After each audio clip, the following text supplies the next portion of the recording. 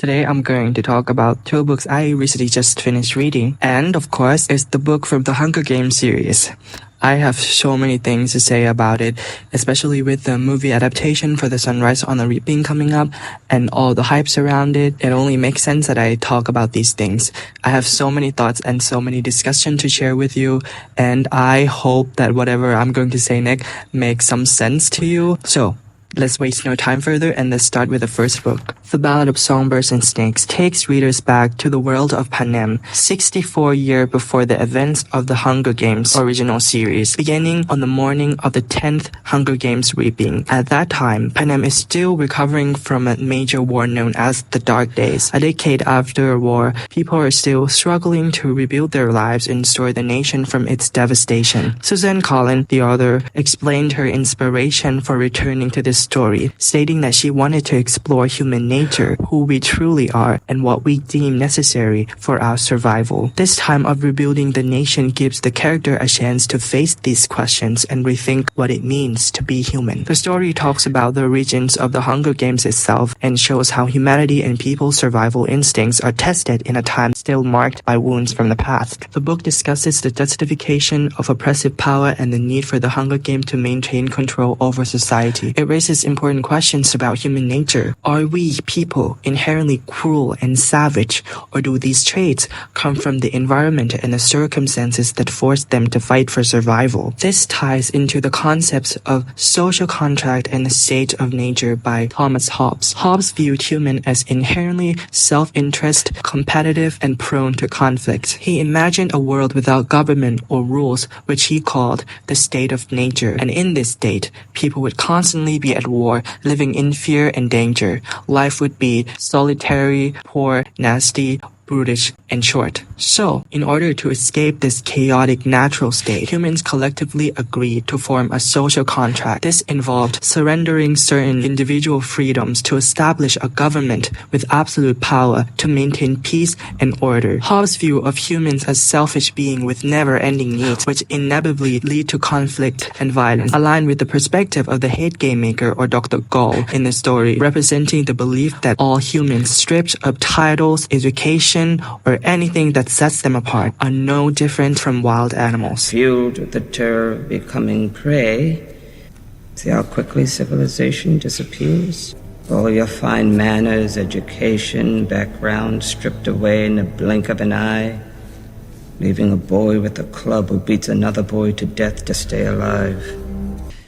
What happened in there, that's humanity undressed. From this perspective, the Hunger Games is then used as a tool to control this nature, confining it within manageable limits by transforming violent wars into a controlled game. As Snow put it, they're not just to punish the districts, they're part of the eternal war. Each one is its own battle, one we can hold in the palm of our hand instead of waging a real war that could get out of our control. And they're a reminder of what we did to each other and what we have the potential to do again because of who we are, creatures who need the capital to survive. The Hunger Games then can be seen as a version of Hobbes' social contract, but instead of people agreeing to it willingly, the capital forces it on them.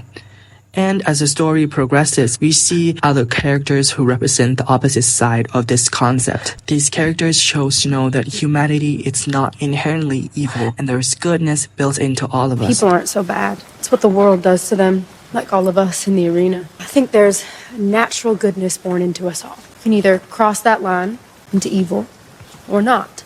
And it's our life's work to stay on the right side of that line.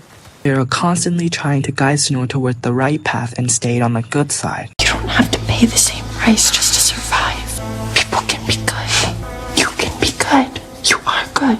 In terms of the characters, the story reflects the complexity of human behavior within a system of power. Some characters recognize the injustice of the system they are in, but chose to remain silent because the system benefits them, ignoring the harm it causes others. One such character is Snow himself. Before I read this book, I heard a lot about Snow. People who have read this book would describe him as pure evil. At first, I wasn't sure I bought into this kind of thinking. I always figured that Snow was more of a product of his messed up environment and the society than anything else. He grew up in the capital, surrounded by wealth and privilege, and the war clearly left a huge mark on him, shaping how he saw the world in a way that is totally different from people from the districts. At first, I thought maybe Snow wasn't that evil, and I thought that he was just shaped by the propaganda and the violence that he was exposed to growing up. But the more that I read and saw his actions, the more I realized he has so many chances to make better choices. And yet, every time, he picked what would benefit him the most. And that showed me his real character. His ambition and obsession with power weren't just about survival. They were deliberate choices he made over and over again for his own selfish reasons. One of the most interesting and profound aspects of Snow's character development in this book is the way he is humanized. Not to evoke sympathy or pity for him, but to reveal his humanity. And I think portraying Snow this way is crucial because when I read or watch characters who are tyrants in media or literary world, these characters are often depicted as unrealistically evil. This portrayal often makes them seem inhuman, leading us to believe that we could never become like them. Those who consume this type of portrayals often fail to connect themselves with such characters because it is too far away from their reality. It prevents us from questioning our own behavior and thinking. So this is what I mean by that. For example, a white person might not see themselves as a racist person simply because they are not a slave owner, or someone might not consider themselves a fascist because they didn't kill 6 million Jewish people. And if I only knew Snow from the original Hunger Games series, I might only think of him as just evil and inhumane, questioning how can someone be so terrible of a person. But after reading this book, I see myself more in Snow. Snow in this book still has humanity. He loves, has friends, and is vulnerable at times. There were moments while reading when I thought if I were in his situation, I might have made similar choices for my own personal benefit. This makes readers more cautious about their actions and thought because even the most evil figures like Snow or Stalin or Hitler are all started as ordinary people. This book, however, does not aim to make us empathize with Snow, as said before, which might be the reason why Suzanne Collins uses a third-person narrative, which creates distance between us and the character. This narrative style allows us to understand the thoughts and the feeling of the character, bringing us closer to his humanity while simultaneously not condoning to his ideology or actions. Overall, I feel like this book deepens our understanding of the world of the Hunger Games. It also provides insights into Snow's character development. I appreciate that the book extends the story beyond the end of the games as well, allowing us to understand the turning points for both the games and various characters. Though this book is more than 500 pages and it took me like months to finish it, it was still a very engaging read and I personally never felt bored reading it. A really great book. Go read it. And our next book is Sunrise on the Reaping.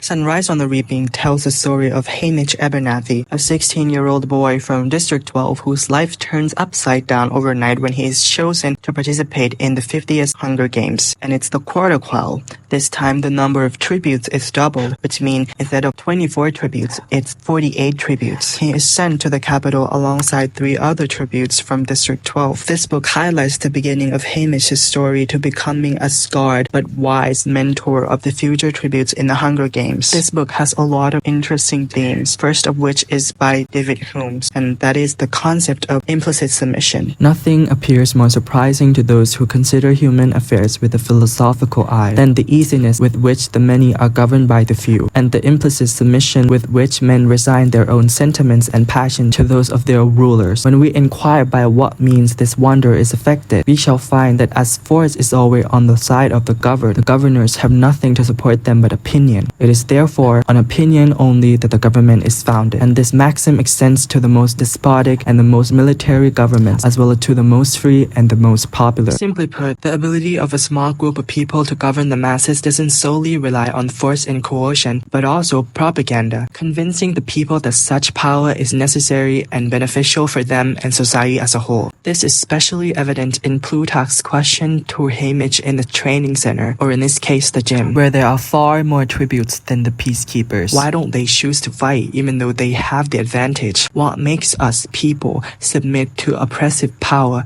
despite having greater numbers? Why do people not rise up against their oppressors? Is it because they have better weapons, more strategic, or we have been conditioned to believe and accept our own fate without realizing it? Why do you submit to it all? Because you have the guns. Is it really about the weapons though? I grant you they're an advantage. On the other hand, when you consider the sheer difference in numbers, district to capital, I don't think we submit. It is implied you accept the capital's condition because we don't want to end up dead. Do you really not see that? No, I do. I see the hangings and the shooting and the starvation and the Hunger Games. I do. And yet, I still don't think that the fear they inspire justifies this arrangement we've all entered into. Do you? Why do you agree to it? Why do I? For that matter, why have people always agreed to it? Well, it's something to think about. So, propaganda becomes an essential tool for controlling the population. In the book, we can see propaganda posters everywhere in the train station and important locations, whether in the capital or in the districts. The first one is Panem's #1 peacekeeper, and it's the picture of President Snow. No peace, no bread, no peace, no security,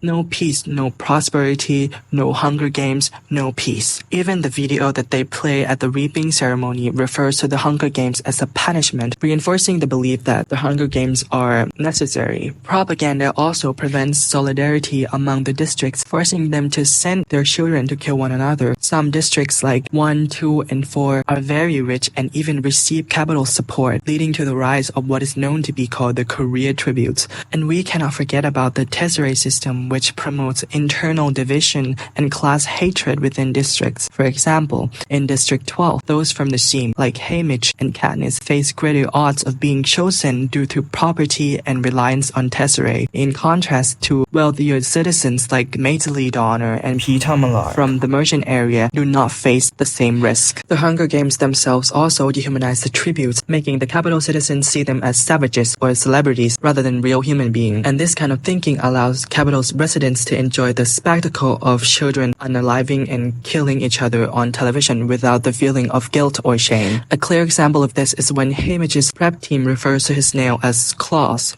The character Maisily Donner is particularly interesting in this story. She was the original owner of the Mockingjay pin. Maisily also represents a defiant of the capital's perception of district people as uncivilized animals. She demonstrates this by using silverware to eat every meal in the arena, and she's so determined about this to the point where she eats popcorn with a knife and fork. And as she said it, if you let them treat you like an animal, they will. So don't let them. This line underscores one of the story's central themes, resistance against propaganda, or what the characters called painting posters, refusing to play by the rules and expectations set by those in power. At some point in the game, Maisily even says to Haymitch, one of us has to be the worst victor in history. Tear up their scripts, tear down their celebration, set fire to the victor's village, refuse to play their game. Make sure they don't use our blood to paint their posters. Exactly. We'll paint our own posters. And if you want to know what their posters are, you'll have to read the book yourself. Overall, I feel like this book makes us understand so many of the characters from the main series, from Haymitch himself to Effie, Virus, Max, Plutarch, and Beatty, and the overarching storyline feels very relevant to the contemporary times. With that being said, I wish that the book were a little bit longer to include like events following the character's game. I feel like this book is like a bit shorter than I expected. However, if you enjoy reading Catching Fire, I think you'll love this one because it's filled with the character you love and care about, with a high-stake game that keeps the reading experience exciting. It's an overall really, really good book.